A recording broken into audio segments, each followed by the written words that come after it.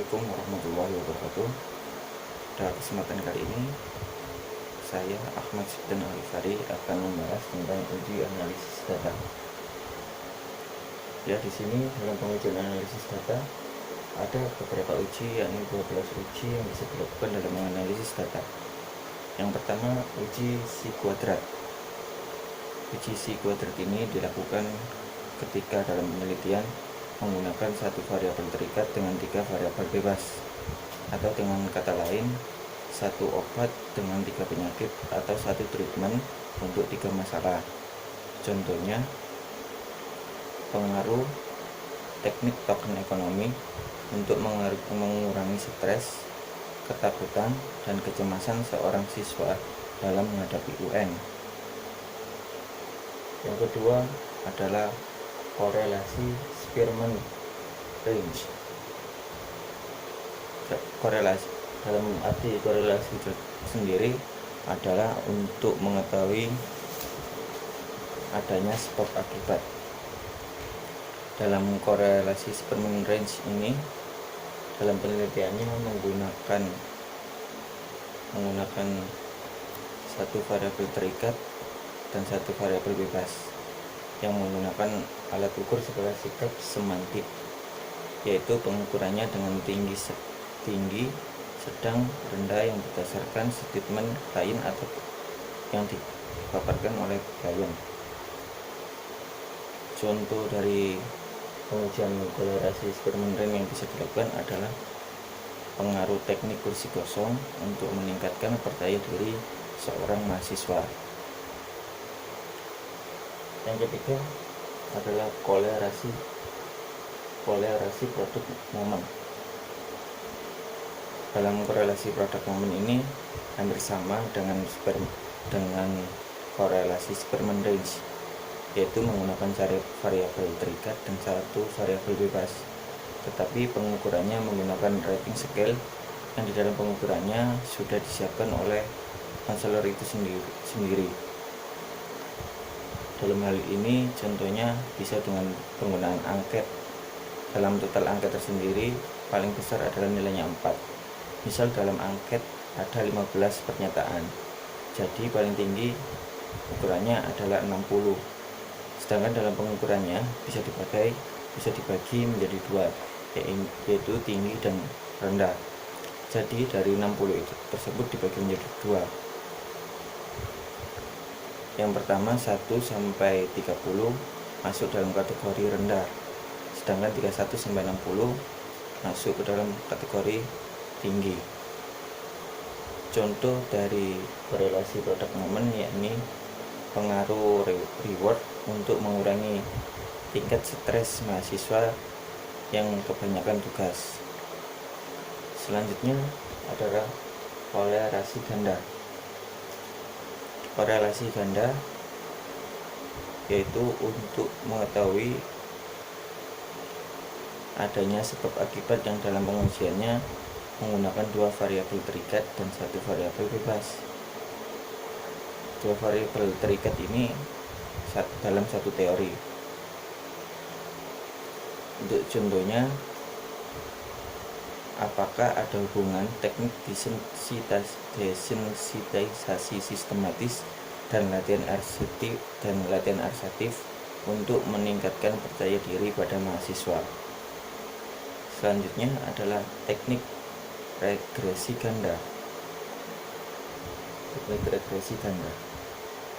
Teknik regresi ganda ini menggunakan 2 variabel terikat dan 1 variabel bebas.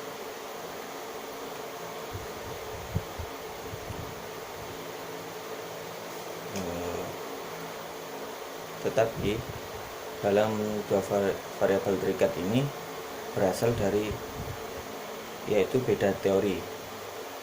Contohnya, untuk teknik regresi ganda ini bisa dilakukan dalam penelitian dengan judul pengaruh teknik loading pada teknik Gestalt dan latihan asertif pada teori behavior untuk mengurangi kecemasan.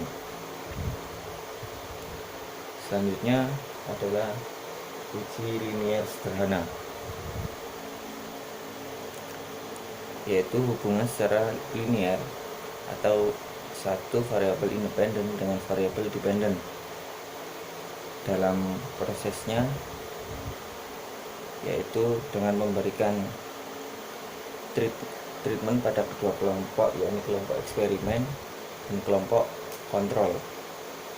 Dalam pemberian treatment pada kelompok kontrol ini tidak diberikan treatment sepenuhnya, yakni hanya treatment biasa. Contoh judulnya adalah pemberian token ekonomi berupa reward pada kelas A dan tidak pada kelas B untuk meningkatkan hasil belajar. Untuk selanjutnya adalah uji T dengan one sample test. Uji T one sample test. Dalam uji T one sample test ini hampir sama dengan linear sederhana, tetapi dalam uji T ini digunakan untuk mencari perbedaan sebelum dan sesudah dilakukan tes, yaitu membandingkan antara pre-test dan post-test. Untuk selanjutnya adalah uji beda dua variabel. Uji beda dua variabel ini dalam ujinya ada satu variabel terikat dan dua variabel bebas, satu obat untuk dua masalah atau satu teknik untuk dua masalah. Contohnya, pengaruh metode didaktik untuk meningkatkan motivasi dan prestasi belajar seorang siswa. Selanjutnya adalah one-way ANOVA atau ANOVA satu jalur. Dalam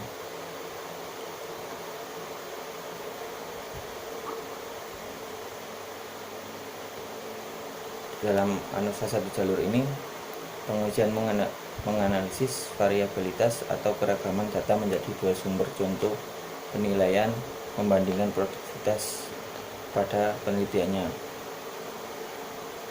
Di dalam ANOVA satu jalur ini ada paradigma yang digunakan adalah 3X dengan 1Y, yaitu tiga teknik atau teori dengan satu masalah. Contohnya pengaruh teknik kursi kosong, teknik flooding, dan operan conditioning untuk menghilangkan trauma seseorang pada hewan. Selanjutnya adalah two-way ANOVA atau ANOVA dua jalur yang digunakan untuk membandingkan dua judul untuk dicari perbedaan yang digunakan untuk mengetahui lebih efektif mana antara kedua variabel terikat yang ada di dalam dua judul tersebut. Seperti contohnya pengaruh metode didaktik untuk meningkatkan motivasi belajar dengan pengaruh token ekonomi untuk meningkatkan prestasi belajar seorang siswa. Yang selanjutnya adalah Wilcoxon. Pada Wilcoxon ini, pengujian digunakan ketika data berdistribusi normal, yaitu antara kelompok eksperimen dan kelompok kontrol jumlahnya sama atau seimbang. Yang selanjutnya adalah Mann-Whitney. Untuk Mann-Whitney ini kegunaannya hanya berbeda sendiri.